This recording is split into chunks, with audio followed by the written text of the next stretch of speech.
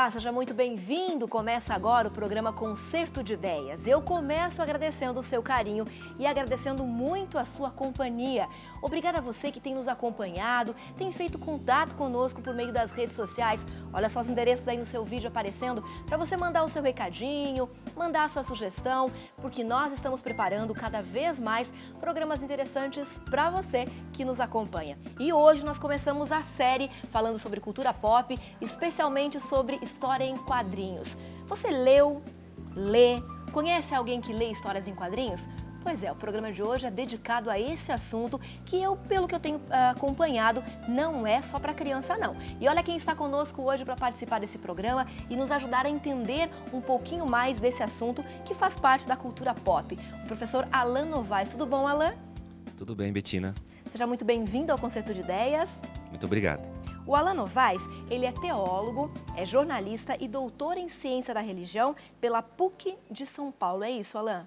Exatamente. E também coordena um grupo de pesquisa chamado Excelsior, que trabalha estudos em religião e cultura da mídia. Ok. E além disso, também é professor no Centro Universitário Adventista UNASP, né, de Engenheiro Coelho. Professor em várias disciplinas, né, Alan? Tanto na Faculdade de Teologia, como também no curso de jornalismo e no curso de comunicação.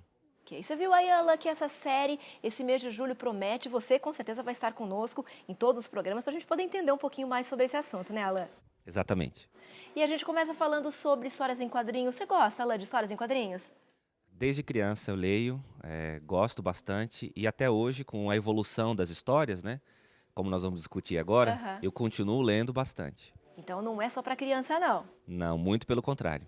Ok, então conta pra gente, Alan, como que surgiu a história das histórias em quadrinhos? Bom, as histórias em quadrinhos, elas têm o seu início com a invenção da imprensa por Gutenberg já nos anos 1400. Porque a partir dali, a publicação dos livros começou a receber a inserção de ilustrações. Sim. A tipografia proporcionou essa facilidade. As ilustrações em junção, em fusão com o texto, geraram então um novo gênero, que era texto mais imagem.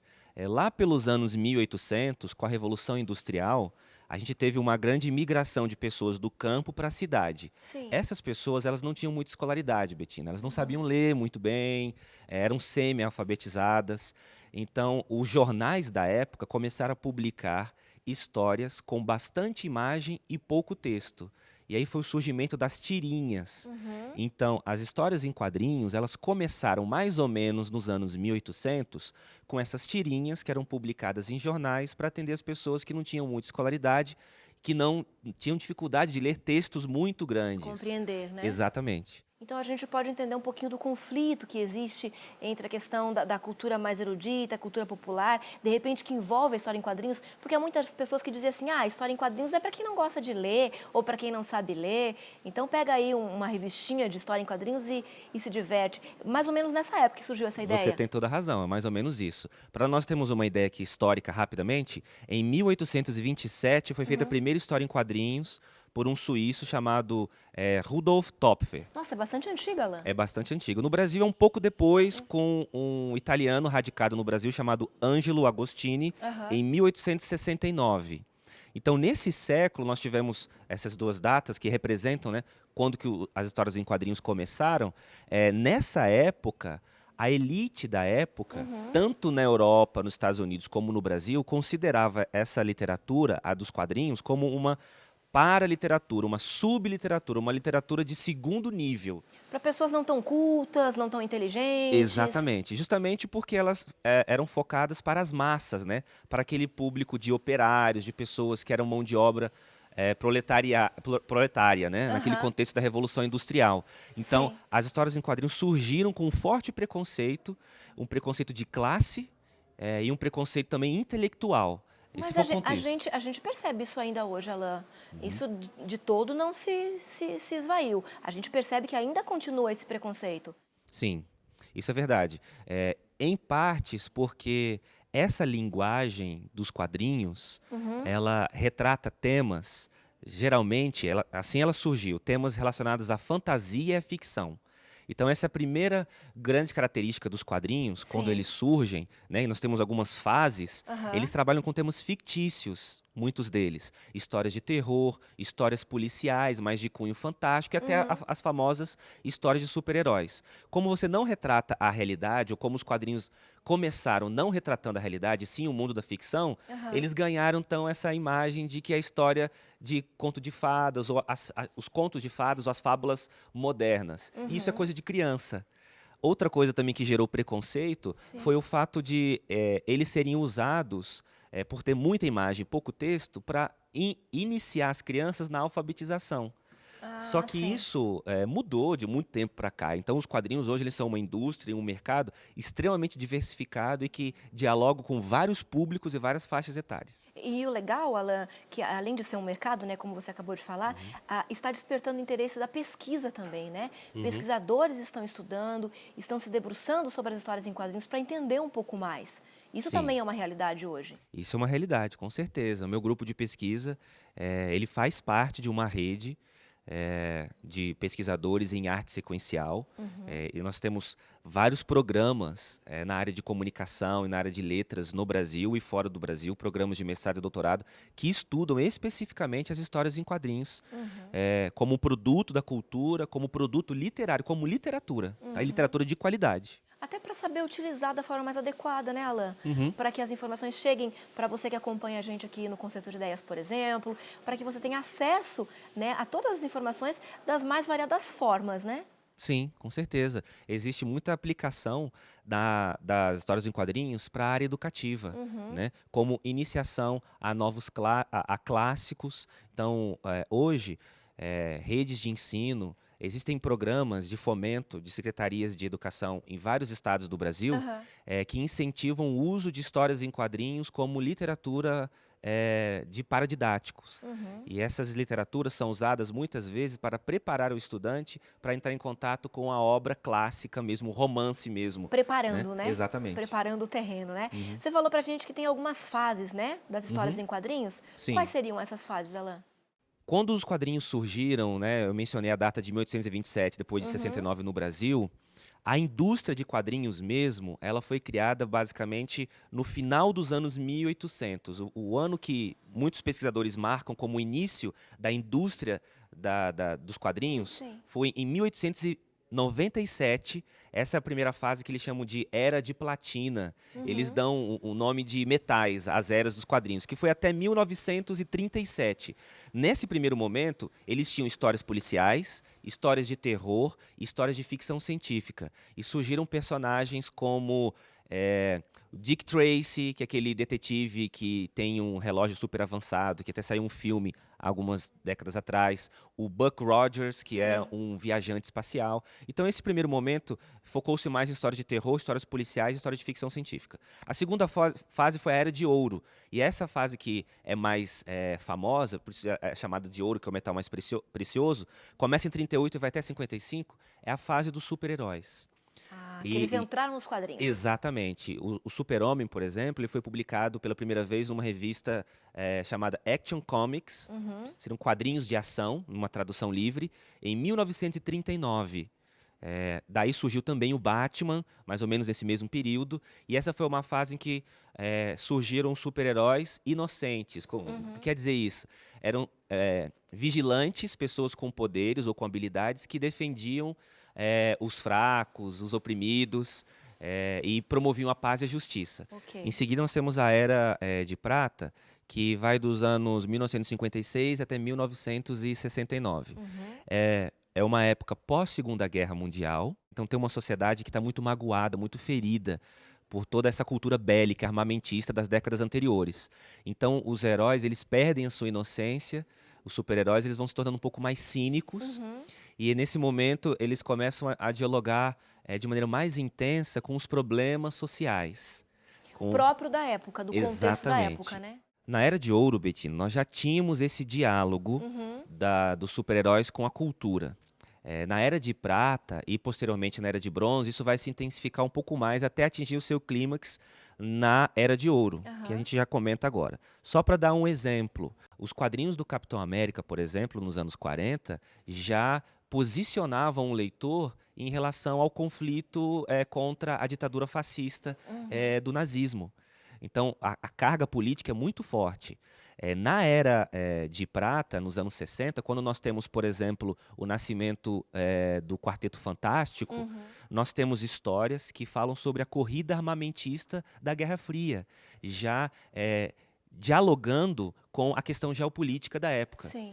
Os X-Men, os mutantes, também criados mais ou menos nos anos 60, Nesse período. eles vão refletir a preocupação da sociedade com os direitos civis, com a luta entre negros e brancos no contexto americano. Os mutantes sofrem preconceito dos humanos nos quadrinhos. Eles são uma metáfora da discussão entre negros e brancos, Que toda acontece a na agenda de comunidade. direitos civis com Martin Luther King nos Sim. anos 60. Então, os quadrinhos, embora eles tenham uma linguagem e o público seja infanto-juvenil, os temas ideológicos, São bem culturais, profundos. sociais são profundos. Então, nós falamos aí são eras de metais, né? Que você comentou. Exatamente. A primeira foi A Era de Platina. a era de platina, depois a era de Era de ouro, ouro. de prata. E agora a Era de Bronze. Bronze, que começa nos anos 70 e vai até os anos 79. Mas a mais importante é a Era Moderna, que começa a partir dos anos 1980. A Era Que Moderna... traz uma outra realidade? professor? Exatamente. A era anterior, que é a Era de Bronze, foi uma era em que a indústria de quadrinhos ela perdeu fôlego. As vendas começaram a diminuir, porque nós temos o crescimento da indústria cinematográfica, especificamente dos blockbusters. Nessa época. Exatamente. Nós temos o primeiro grande blockbuster foi Star Wars, Guerra nas Estrelas, em 1977. Então, na década de 70, o cinema começa a ocupar um espaço da cultura pop, na indústria de entretenimento, e os leitores de quadrinhos começam a migrar para a televisão e para o cinema, especificamente o cinema chamado blockbuster, com aqueles filmes de efeitos especiais, de ação e aventura. E o que acontece com os quadrinhos nesse momento? A professora Alain vai responder para a gente daqui a pouquinho, depois do intervalo. E a gente vai falar também sobre a influência das histórias em quadrinhos no dia a dia das pessoas. Porque nós vimos aí, pela conversa com o professor Alain, que a realidade, o contexto social e político influenciava o roteiro, né, a escrita das histórias em quadrinhos. Mas será que as histórias em quadrinhos influenciam o dia a dia das pessoas? Não sai daí que a gente já volta.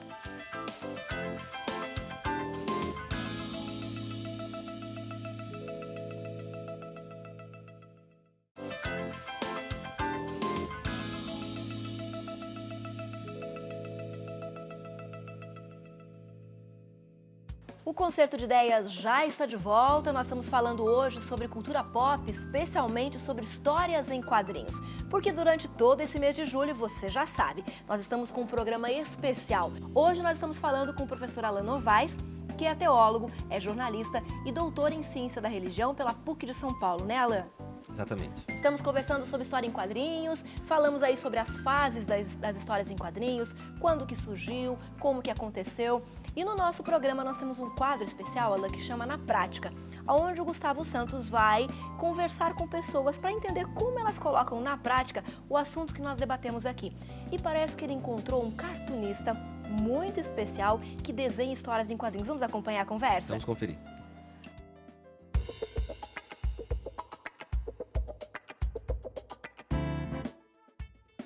Com certeza você já deve ter lido alguma história em quadrinhos, charge ou até mesmo aquelas tirinhas. Hoje o Na Prática trouxe você até o cartunista Felipe Carmo para entender um pouco melhor de como funciona esse processo de criação. Tudo bem, Felipe? Tudo bem.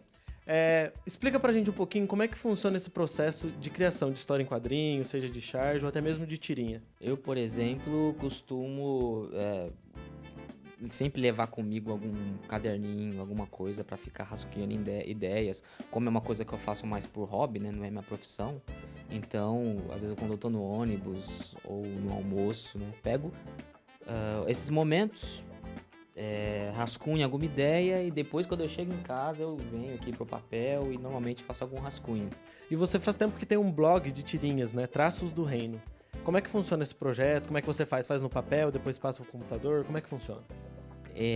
O processo dele é muito simples. Como eu disse para você, eu vou lá, escrevo alguma ideia, me dá algum insight, anoto, aí eu venho pro papel, para qualquer outro papel, né? Costumo usar o Photoshop, né? faço os rascunhos lá, arte finalizo, coloco as letras lá também e publico. Né? Como o processo digital hoje ele é muito utilizado, né, entre desenhistas, fica muito mais fácil e mais rápido você fazer uma tirinha. Agora mostra pra gente como que funciona um pouquinho mais na prática. Desenha um personagem pra gente entender melhor como funciona esse processo. Por exemplo, né, aqui é o blog, que está aberto como você pode ver, e tem 2 personagens aqui, eu vou deixar os 2 personagens que fica mais fácil, né. Esse aqui é o personagem chamado Pregador, ele é um pregador, literalmente, mas é um pregador também no sentido de que, né, ele está no púlpito e etc. E aqui embaixo você tem o personagem que é Paulo, no caso, né, de uma série que eu faço onde Paulo está escrevendo uma carta para uma igreja fictícia, e ele sempre lida com vários problemas, né, que na verdade são atuais, mas ele trata como se fosse da época.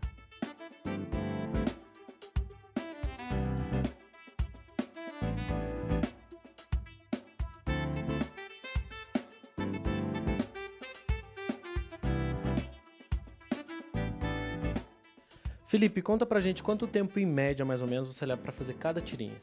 Eu poderia dizer que leva, em média, da ideia, concepção da ideia até a formulação da tirinha, eu pelo menos levaria 1h30, né, no máximo umas 2 horas.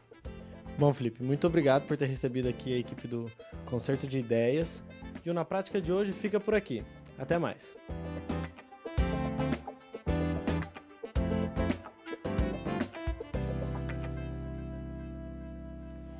Esse é um talento especial, hein, Alan? Que o Felipe tem, né? Sim, com certeza, um talento nato. O Felipe é um velho conhecido, ele é professor também, no curso de comunicação, professor de ensino religioso no NASP, onde eu leciono, e faz parte do grupo de pesquisa Excelsior, que é o grupo que eu coordeno. Nós falamos no primeiro bloco, então, especificamente sobre a história das histórias em quadrinhos, as fases que elas passaram, mas nós paramos a nossa conversa num momento bem especial, quando o professor Alan dizia pra gente que as histórias em quadrinhos estavam em baixa, né? O Isso. mercado estava em queda. E aí, quando veio a era moderna, o que aconteceu? Perdendo espaço para a televisão, para o Aham. cinema, para a indústria do entretenimento que cresceu e se consolidou, né, nos anos 60 e 70, os anos 80, depois de 5 décadas de existência de histórias em quadrinhos, a indústria precisou se reinventar. Uma das saídas que eles encontraram foram as editoras, principalmente as grandes editoras, como a Marvel Comics e a DC Comics, as editoras que produzem heróis, criaram heróis como Hulk, Thor, os Vingadores, Super-Homem, Batman, Mulher Maravilha. Elas deram mais liberdade criativa para os roteiristas e para os escritores criarem histórias que não estivessem presas a uma cronologia oficial. Que era o que tinha até então. Que era o que tinha até então, porque a gente tem que entender o seguinte, como histórias em quadrinhos são seriadas, Aham. imagine a história do Super-Homem começou em 39, ou a do Homem-Aranha começou nos anos 60. Tudo o que acontece nessas histórias, elas vão continuando. Então, se você tem 5 décadas de histórias, e as histórias são acumulativas, como se fosse uma novela, acaba se perdendo-se criatividade. Você tem um autor... O que falar depois de O tanto que falar tempo, depois né? de tanto tempo? Para criar uma nova história, ele precisava recorrer a 5 décadas atrás para não contradizer o que tinha sido dito antes. Então, essa liberdade criativa que foi dada fez com que eles se vissem livres da cronologia, essa cronologia oficial. E eles começaram a criar histórias com temática mais adulta, dialogando agora diretamente com um público mais adulto, mais amadurecido, e também inserindo temas mais politizados e técnicas mais literárias. E aí foi o surgimento do que se chama das graphic novels, que numa tradução livre seria romance gráfico. A gente poderia dizer, professor Alan, que agora mudou o público-alvo das histórias em quadrinhos. Não são mais os juvenis, as crianças, adolescentes, agora já é mais o público adulto. Então, antes tinha um pouquinho da temática que envolvia contexto político, contexto social, mas agora, especificamente, os roteiros são feitos para esse público. É isso. Para ser mais preciso, eu diria que os quadrinhos sempre trabalharam com o público infanto-juvenil e adolescente. Eles continuariam e continuam trabalhando com esse público. Esse público ainda é o majoritário, mas nos anos 80 eles descobriram, né, um novo nicho, que é o público adulto. Até porque o público infanto-juvenil, que eles sempre nutriram durante décadas, envelheceu. E eles Sim, não, cresceu, né? exatamente, e eles não tinham acompanhado esse crescimento. Agora, então, se trabalha com dois públicos. O público infanto-juvenil, que é o público majoritário ainda, e o público Que era adulto, infanto-juvenil e envelhecido. que cresceu. Exatamente. Ok, mas a gente pode dizer, Alan, que as histórias em quadrinhos, elas podem ser consideradas literatura ou não? Do ponto de vista dos estudos literários, principalmente dos estudos mais recentes, até mesmo dos estudos culturais dos anos 60, Aham. essa divisão entre alta literatura ou baixa literatura, literatura de qualidade ou literatura para as massas, é uma discussão em desuso. Uhum. Até os anos 60, principalmente com pesquisadores como Adorno, Horkheimer, de uma escola chamada Escola de Frankfurt, eles Sim. eram bastante críticos a toda a produção de massa. Tanto é que esse nome, né, comunicação, meios de comunicação de massa ou literatura de massa, foi cunhada por pensadores como esses, Aham. que acreditavam que os quadrinhos, romances, essa literatura, cinema e os produtos televisivos, eles alienavam as pessoas, rebaixavam a moral, o valor e etc. As pessoas que não tinham tanta escolaridade ou que tinham classe social mais humilde não tinham acesso a uma educação tão elaborada. E o que elas podiam consumir eram Era esses isso. produtos que eles chamavam de massa. Mas qual é a influência que as histórias em quadrinhos produzem nas pessoas que leem? Não causa uma certa alienação também? Não tem uma contradição aí entre a moral, o que é certo e o que as histórias em quadrinhos tentam apresentar? Qual que é a sua visão sobre isso? Existe sim uma preocupação em relação ao conteúdo, em relação à abordagem, até porque, do ponto de vista da filosofia cristã, da filosofia da cosmovisão cristã, existe uma preocupação em relação ao conteúdo. E isso é algo que nós nunca poderemos ignorar.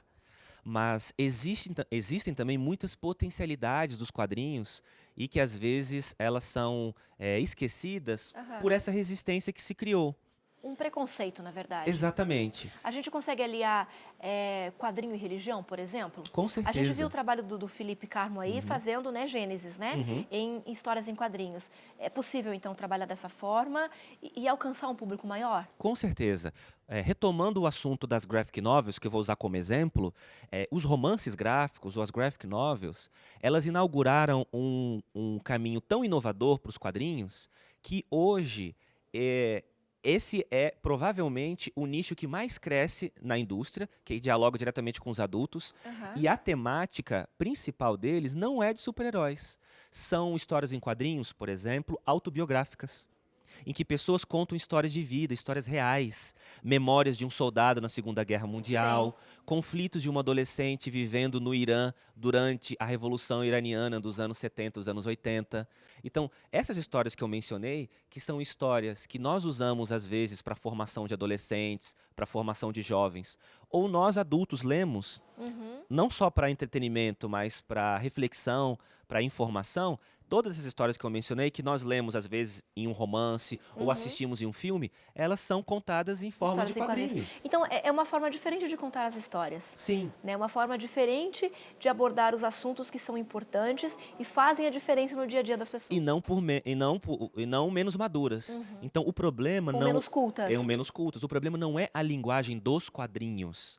O problema é que nós devemos escolher conteúdos de acordo com os nossos interesses, nossas necessidades e nossos valores. Então, o gênero quadrinhos, hoje, ele é multifacetado, ele é diversificado, ele atende vários tipos de demandas. Se você quer, por exemplo, informação jornalística, você encontra o gênero jornalismo em quadrinhos. Existe um autor chamado Joe Sacco, ele é de Malta, maltês, e ele é especializado em fazer cobertura jornalística de guerra em quadrinhos. Ele faz livros, reportagens em forma de quadrinhos. Muitos romances clássicos da literatura mundial, como Dom Quixote, ou da literatura brasileira, como Dom Casmurro, de Machado de Assis, muitos adolescentes e jovens têm um contato primário com esse clássico através de uma adaptação literária em quadrinhos. Eles despertam o gosto da leitura. Então a questão não é a plataforma, a questão é o conteúdo, a temática e o conteúdo e a temática apropriado para o público-alvo que você está se dirigindo. Ok. Nós teremos muito que conversar ainda, Alain. Aqui o mês de julho vai ser pequeno para tanta informação, para tanto assunto, que são assuntos interessantes e fazem parte do nosso dia a dia. Eu quero agradecer a você a presença nesse primeiro programa e reforçar o convite. Você continua com a gente em julho, né? Sim, com certeza, estarei aqui. Ok, obrigada a você que tem nos acompanhado. Você sabe que o mês de julho aí é pequeno para tudo que a gente vai conversar e com certeza a gente aguarda a sua companhia. Quiser mandar pra gente um recadinho pelas redes sociais, os endereços aparecem aí no seu vídeo. Converse com a gente, entre em contato conosco, mande a sua sugestão. O que está achando aí dessa série especial que nós estamos fazendo no mês de julho? Tem dúvidas? Manda pra gente que a gente responde. Nós vamos ficando por aqui e voltamos na semana que vem aguardando, é claro, a sua companhia. Um abraço muito carinhoso e até lá!